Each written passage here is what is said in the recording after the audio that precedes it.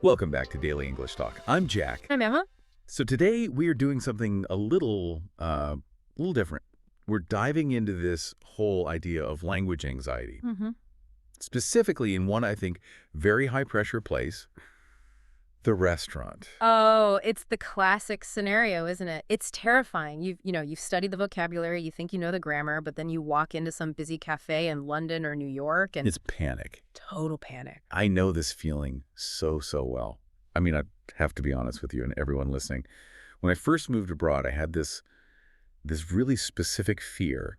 I guess the research calls it foreign language anxiety in service encounters, but I just call it the waitress approach. The waitress approach, that sounds kind of threatening. It felt threatening. I remember my first week, I was hungry, I had money, but I was just terrified to go inside a restaurant. I would stare at the menu in the window like it was some kind of secret code. Right. Standing there, practicing under my breath, I want chicken, I want chicken. You were rehearsing. That's actually a really common coping mechanism. Well, it did not work. The moment the waiter showed up with that little notepad and the pen just ready to go, my brain just deleted everything. Total system failure. I think the research calls this cognitive freeze, right? Exactly. It's frozen brain, your stress levels spike, your working memory just shuts down, and you literally can't find the words you know are in there. So you know what I did? I panicked. I just pointed at what my friend was eating and sort of mumbled the same. I didn't even know what he'd ordered. Oh, no. I think I ate spicy tripe that day. Yeah. I hate spicy food, Yeah. and I really hate tripe. Wow. That is tragic, but it is so relatable. I think everyone listening has had that moment. We can call it the point and nod phase. Yes, you just eat things you don't like to avoid speaking. But that's what we're going to fix today. The whole mission here is to get you past that pointing stage. We've gone through the material, and we've pulled out these functional templates. And functional templates are absolutely key. I mean, the research is pretty clear that real fluency doesn't come from memorizing giant grammar books.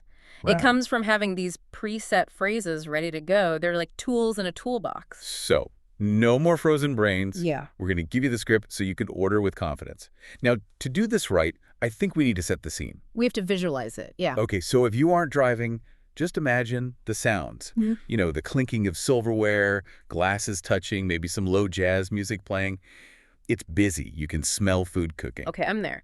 Now, before we show everyone the right way to do this, I think we should actually act out why it usually goes so wrong. Oh, you mean the disaster scenario? A disaster scenario. Let's do a quick role play of how a lot of beginners and you apparently might try to order. I'll be the busy waiter. You be the hungry, panicked learner. Okay, I'm already sweating. Let's do it. Hi there. Welcome. Just one. I want table. A table. Do you have a reservation? No, give me table. 2 people. Ah, okay.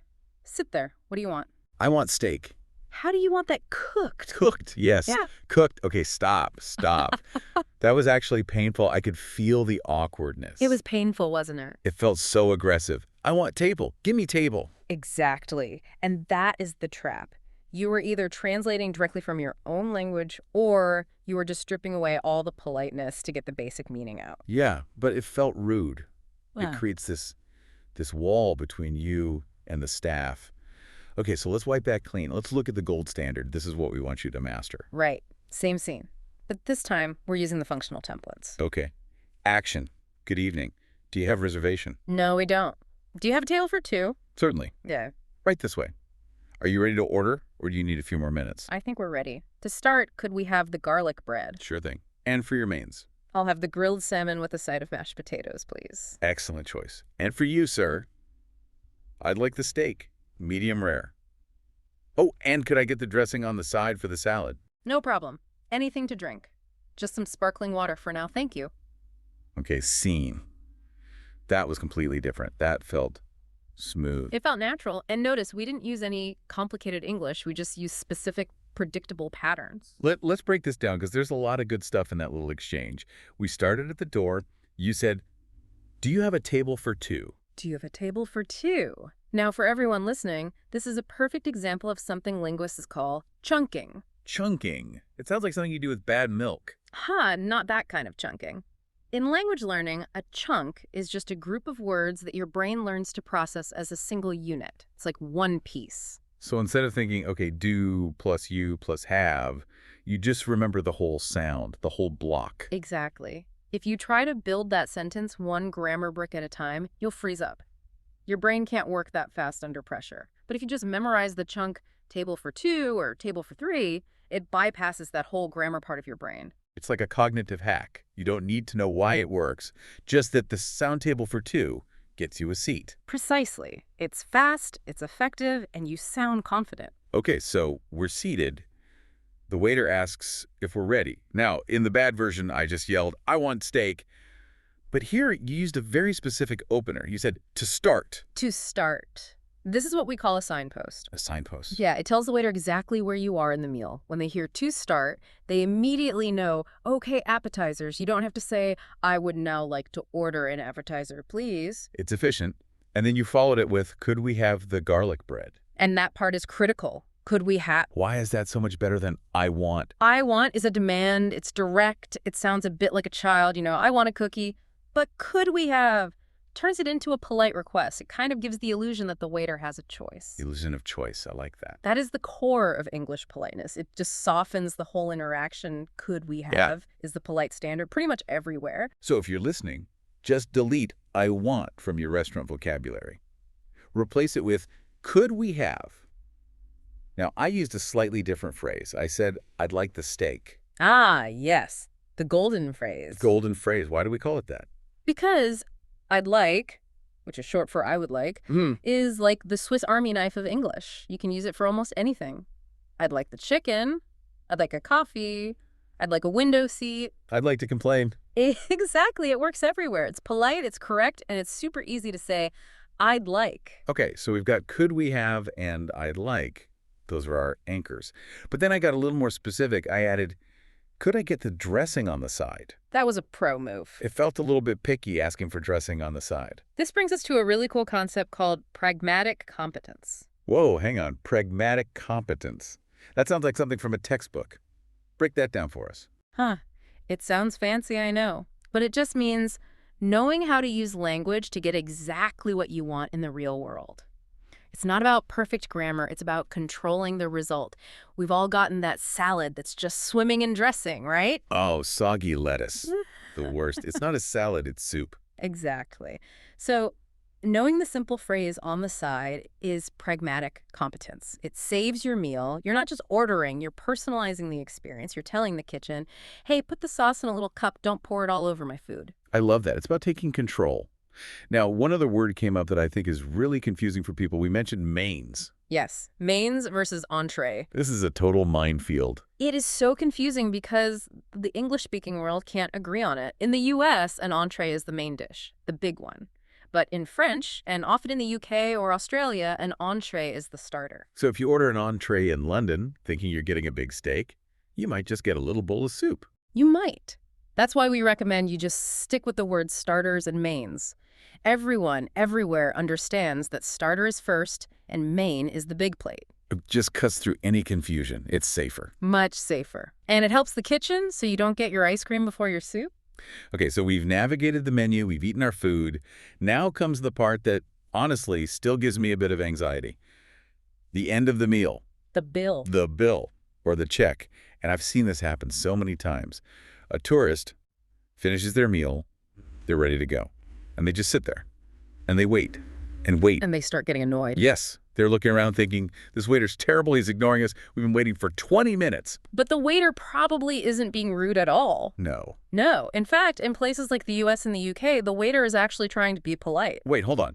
Ignoring me is polite. Explain that. Well, in many English-speaking cultures, good service means not rushing the guest. If a waiter just drops the check on your table before you ask for it, it feels like they're saying, get out, we need this table. Oh, wow. So when they leave you alone, they're really saying, please, relax, take your time. The table is yours. Exactly. But if you don't know that cultural rule, you just feel ignored. So you have to be the one to act. You need another one of our functional formulas. So what's the magic phrase to get the check? Could we have the check, please? Now it's again, could we have? Or, if you're in the UK, you might say, could we have the bill, please? Either one works. But the key is you must ask. That is a huge cultural tip right there. Don't sit there suffering in silence.